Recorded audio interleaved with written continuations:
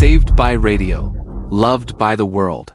The history of the Eiffel Tower is a reminder that the Eiffel Tower is the undisputed symbol of Paris and one of the most recognizable structures on Earth. But it was never meant to last. In fact, this iron giant was inches away from being sold for scrap metal and demolished forever. This is the story of how radio saved it.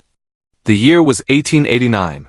Paris was hosting the World's Fair to celebrate the centennial of the French Revolution. They needed something truly spectacular. Gustave Eiffel, a brilliant engineer, proposed a massive iron lattice tower. It was a feat of engineering that many thought was physically impossible. Despite the skepticism, construction began. Millions of rivets and thousands of iron parts were assembled like a giant puzzle rising into the sky. Eiffel secured a permit to build the tower, but it came with a strict condition: it could only stand for exactly 20 years. Not everyone was impressed. Many prominent artists and writers of the time called it a hateful column of bolted tin and an iron monster. They'd petitioned against its construction, fearing it would ruin the classic beauty of the city.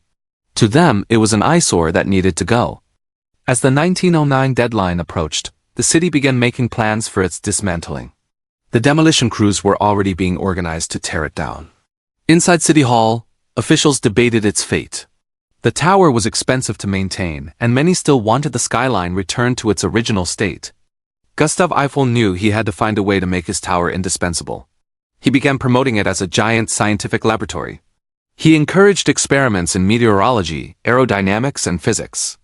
But the real breakthrough came from a new, emerging technology: wireless telegraphy. Eiffel offered the tower to the French military to be used as a massive radio antenna. Its height made it the perfect broadcasting point. Suddenly, the useless tower had a purpose. It could send and receive signals across hundreds of miles, connecting Paris to the rest of Europe.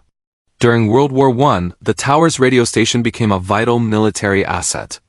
It intercepted enemy messages and helped coordinate French troops. One famous intercept even helped the French win the Battle of the Marne, essentially saving the country during a critical moment of the war. The city realized that the tower was far too valuable to destroy. The demolition plans were scrapped, and the permit was renewed indefinitely. As decades passed, the tower's reputation shifted from a temporary nuisance to a permanent icon of national pride and modern engineering. Today, it welcomes millions of visitors every year.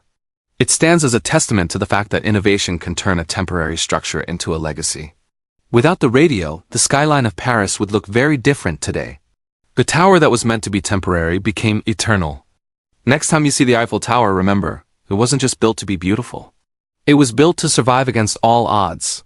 Saved by radio, loved by the world. The history of the Eiffel Tower is a reminder that utility and beauty can go hand in hand.